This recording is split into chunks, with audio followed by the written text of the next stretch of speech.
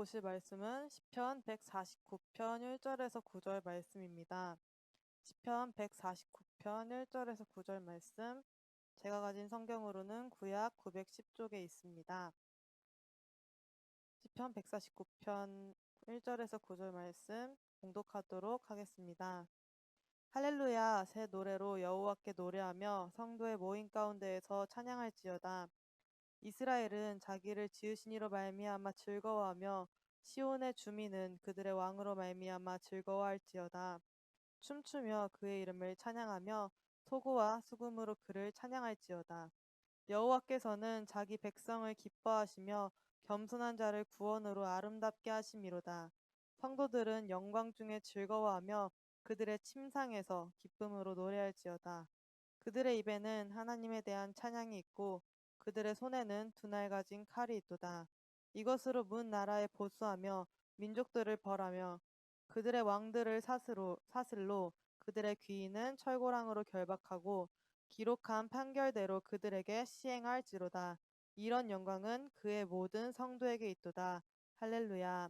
아멘. 오늘 말씀을 통하여서 찬양하는 삶이라는 제목으로 시편 말씀을 나누도록 하겠습니다. 여러분들은 찬양을 즐겨 들으시나요? 요즘에는 이제 미디어가 발달이 잘 되어 있어가지고 뭐 걸어갈 때든지 차를 탈 때든지 또는 집에서든지 어디서든지 언제 어디서나 찬양을 들을 수가 있습니다. 또 이제 그런 것들이 발달하다 보니까 듣는 찬양들도 굉장히 다양해졌습니다. 예전에는 찬송가 또는 복음성가가 굉장히 많이 유행을 했었는데 요즘에는 참 많은 찬양팀들이 또 전문적으로 생겨나기도 해서 젊은 사람들에게 또 많은 새로운 그런 찬양들도 많이 부르고 있고 또 해외에서 사역하는 찬양팀들의 그런 찬양들도 들어볼 수가 있습니다. 우리는 정말 많은 찬양을 듣고 삽니다. 그런 반면에 우리가 그 찬양을 듣는 만큼 입술로 고백하는 시간은 얼마나 갖고 있을까요? 저는 사실 좀 얘기하기는 부끄럽지만 진정으로 그런 찬양을 올려드리는 거는 사실 예배 때 외에는 삶에서는 제대로 잘 못하고 있는 것 같습니다. 찬양을 한다는 거는 어떻게 보면은 별거 아닌 것처럼 그냥 단순히 노래를 부르는 것처럼 그렇게 보일 수도 있을 것 같습니다. 하지만 그것은 그 안에는 굉장한 영적 전쟁이 있습니다. 믿지 않는 사람들도 뭐 저 같은 경우에는 이제 미션 스쿨을 다녔었는데 거기서 믿지 않는 친구들도 그냥 CCM을 부르곤 했습니다. 그러나 그와 별개로 하나님이 진정으로 나의 왕 되시는 것을 고백하고 또한 내가 그분 앞에 죄인 된 자로 그분의 은혜를 입어 기뻐서 영혼으로 찬양하는 것, 그 고백들은 하나님께서 역사하시지 않으면 할 수 없는 것들입니다. 우리는 우리 입술에서 진정한 찬양의 고백이 나오기까지 우리 영혼에는 여러 변화가 필요합니다. 그렇기 때문에 우리의 영적 상태가 좋지 않고 그런 어떤 안 좋은 상황들, 그런 것들이 내게 있을 때 우리는 마음이 아니라 입술로만 찬양을 드릴 수가 있습니다. 또는 이 찬양을 드리는 것이 싫어질 때도 있고 듣고 싶지 않을 때도 있습니다. 나의 감정, 나의 생각, 나의 마음이 없어가지고 우리는 하나님을 찬양하는 것들을 가끔씩 꺼리게 되기도 합니다. 그러나 오늘 시편의 기자는 하나님의 백성된 자여 찬양하라 라고 명령을 합니다. 저희 본문 말씀 1절에서 3절을 함께 읽어보도록 하겠습니다. 함께 읽겠습니다. 할렐루야, 새 노래로 여호와께 노래하며 성도의 모임 가운데에서 찬양할지어다. 이스라엘은 자기를 지으신 이로 말미암아 즐거워하며 시온의 주민은 그들의 왕이로 말미암아 즐거워할지어다. 춤추며 그의 이름을 찬양하며 소고와 수금으로 그를 찬양할지어다. 아멘. 이 말씀을 보시면 아시겠지만 반복되는 말씀이 있습니다. 찬양할지어다, 즐거워할지어다입니다. 여러분, 이 말의 의미는 약간 여러분 우리 찬양합시다 이런 의미가 아니라 강한 명령으로 찬양할지어다, 즐거워할지어다 약간 강한 명령 같은 말투입니다. 이것으로 우리가 알 수 있는 것은 찬양은 어쩌면 우리의 선택이 아니라 우리가 해야 할 의무라는 것입니다. 우리가 왜 우리의 입술로 우리의 삶으로 언제 어디서든지 하나님을 찬양하는 자가 되어야 할까요? 우리의 찬양의 이유는 정확하게 무엇이 될까요? 오늘 말씀을 통해서 그 이유를 한번 살펴보길 원합니다. 오늘 말씀 6절에서 9절 저희 함께 읽어보았으면 좋겠는데요. 함께 읽도록 하겠습니다. 그들의 입에는 하나님에 대한 찬양이 있고 그들의 손에는 두 날 가진 칼이 있도다. 이것으로 문 나라에 보수하며 민족들을 벌하며 그들의 왕들은 사슬로 그들의 귀인은 철고랑으로 결박하고 기록한 판결대로 그들에게 시행할지로다. 이런 영광은 그의 모든 성도에게 있도다. 할렐루야. 아멘. 이제 6절에 보시면 그들의 입에는 하나님에 대한 찬양이 있고 그들의 손에는 두 날 가진 칼이 있도다라고 나와 있습니다. 여기서 이제 나오는 그들의 입, 이제 그들이라는 칭하는 그 사람들은 하나님의 백성을 말하고 있습니다. 하나님의 백성에게는 찬양 그리고 두 날을 가진 칼이 있다고 말씀합니다. 이 두 날을 가진 칼은 단순한 칼의 의미를 갖고 있는 것이 아니라 강력한 군사력을 상징을 합니다. 하나님의 백성에게는 강력한 군사력, 강하게 싸워 이길 수 있는 힘이 있다는 것입니다. 그 힘은 무엇일까요? 에베소서의 말씀에서는 이렇게 얘기하고 있습니다. 에베소서 6장 16절에서 17절 말씀입니다. 모든 것 위에 믿음의 방패를 가지고 이로써 능히 악한 자의 모든 불화살을 소멸하고 구원의 투구와 성령의 검, 곧 하나님의 말씀을 가지라. 아멘. 말씀은 곧 우리의 검이 되는 것이고 우리의 강한 군사력이 되는 것입니다. 그러면은 하나님의 백성이 입술에는 찬양이 머물고 그 손에는 검을 가지고 있다고 했는데 우리가 그 검인 말씀을 가져서 어떻게 해야 하는 걸까요? 오늘 말씀 시편 149편 9절에선 이렇게 말합니다. 기록한 판결대로 그들에게 시행할지로다. 아멘. 이 말씀이 무엇을 의미하냐면 이제 그들을 향해 이제 세상에 대하여 이미 기록된 판결이 있다고 하는 것입니다. 요한복음 16장 11절에서는 이렇게 말씀을 합니다. 심판에 대하여라 함은 이 세상 임금이 심판을 받았습니다. 이미 세상은 하나님께서 판결하셨다는 뜻이 되는 것입니다. 우리가 세상과 싸워서 이길 힘은 사실 우리에게는 없습니다.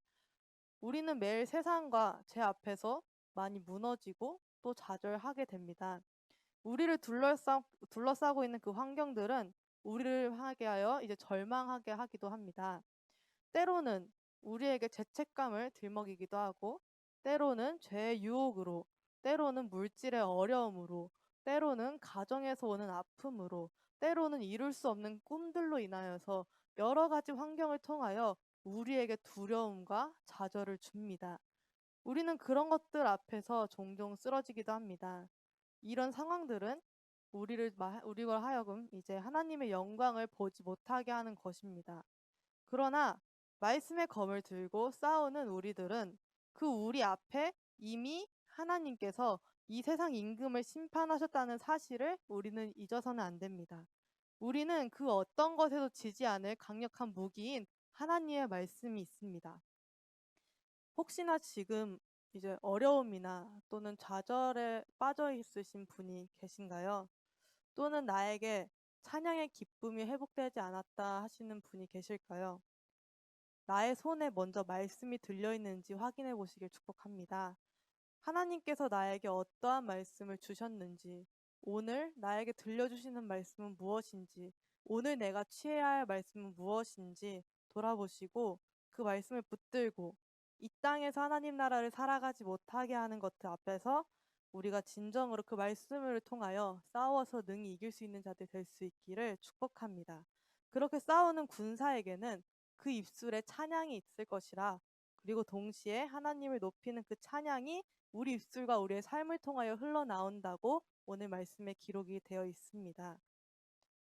오늘 말씀 7절에서 9절을 다시 한 번 더 읽었으면 좋겠습니다. 한 번 더 읽도록 하겠습니다.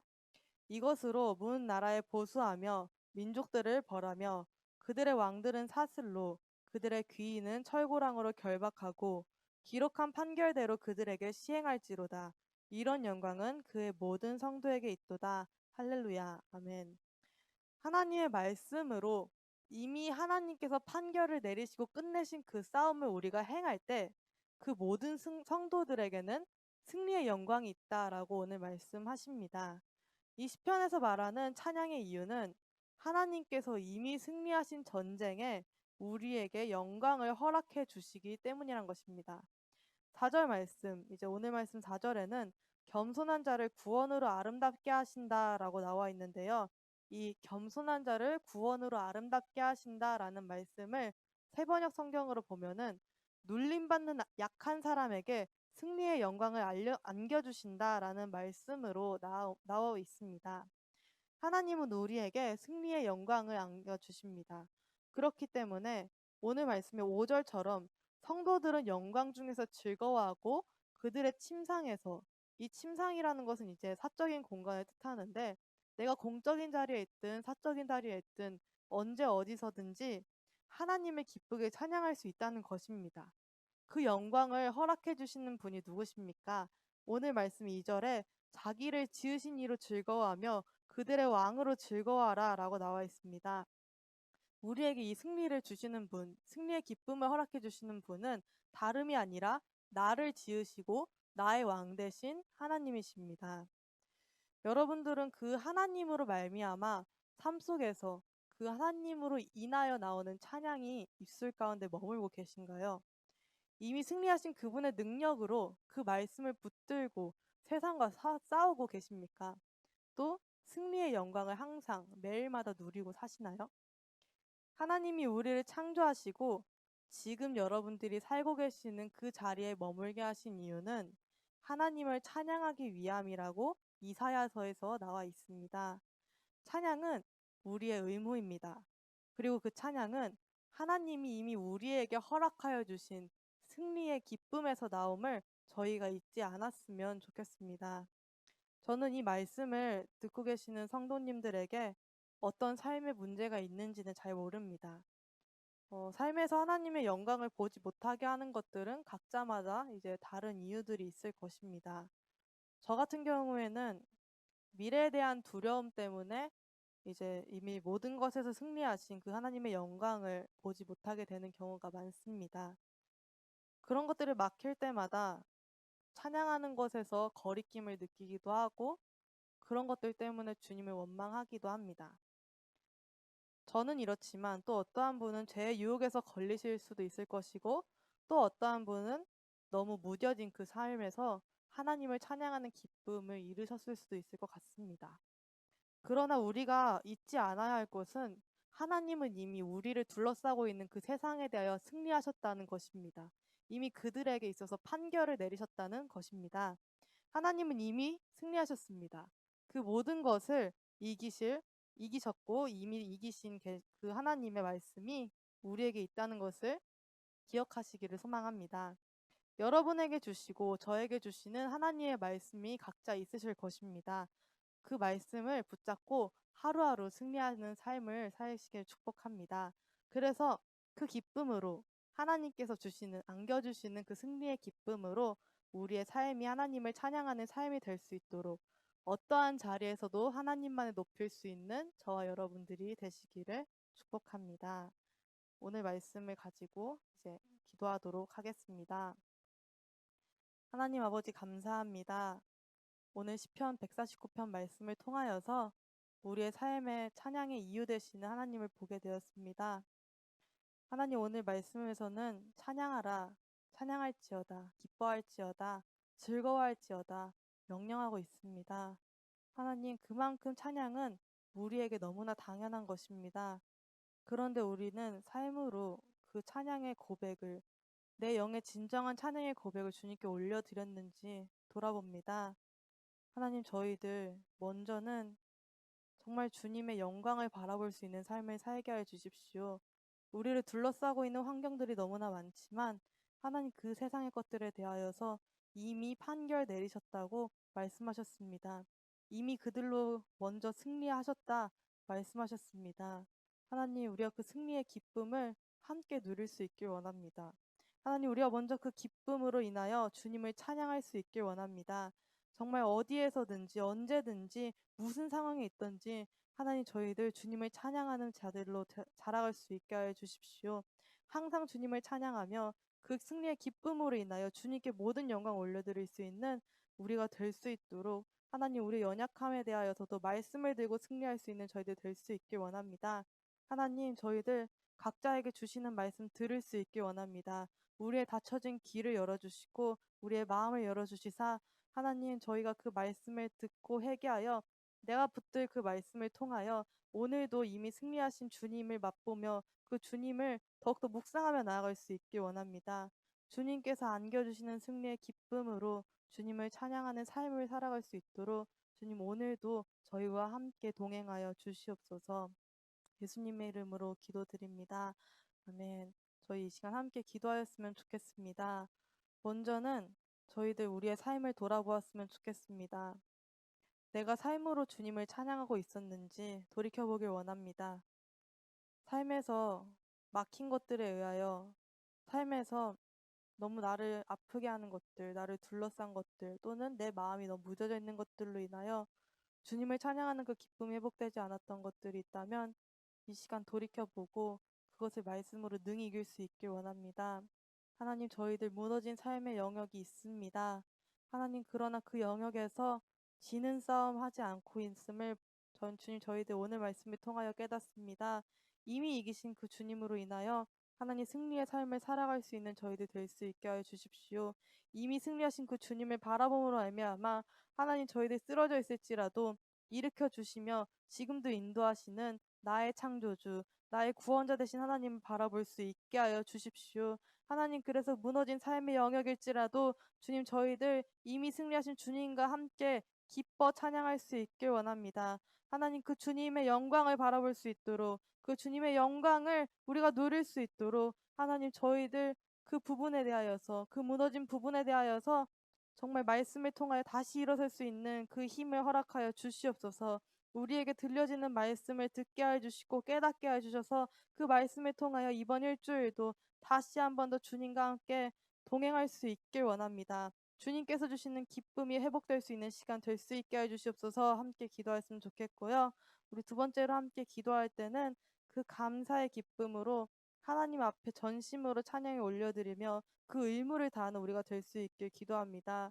다른 것보다 우리의 창조주 되시고 우리의 왕 되신 하나님으로 말미암아 기뻐하는 자들 될 수 있길 원합니다. 우리의 기쁨의 이유가 다른 곳에 있지 않았습니까? 우리의 찬양의 이유가 다른 곳에서 혹시 시작되고 있진 않았습니까? 하나님 우리 오늘 원점으로 돌아오길 원합니다. 다시 한번 말씀으로 돌아오길 원합니다. 주님께서 나의 창조주 되신 하나님께서 나의 왕 되신 하나님께서 나의 삶을 인도하시니 하나님 그것으로 말미암아 주님을 찬양할 수 있게 해 주시옵소서. 내게 주신 말씀이 있고 또한 내게 주신 환경이 있는데 하나님 그 모든 것들에 대하여 말씀의 검으로 우리가 그 영광으로 살아갈 수 있길 원합니다. 하나님 그로 말미암아 내가 찬양하는 대상이 오로지 하나님이 될 수 있게 해 주시옵소서. 내가 찬양하는 이유가 오로지 하나님이 될 수 있게 해 주시옵소서. 주님으로 말미암아 기뻐하고 주님으로 말미암아 내 삶이 찬양하는 삶이 될 수 있도록 주님이 우리들의 삶을 이끌어 주시옵소서라고 함께 기도하였으면 좋겠습니다. 저희 기도 제목 가지고 함께 기도하도록 하겠습니다. 기도하시겠습니다.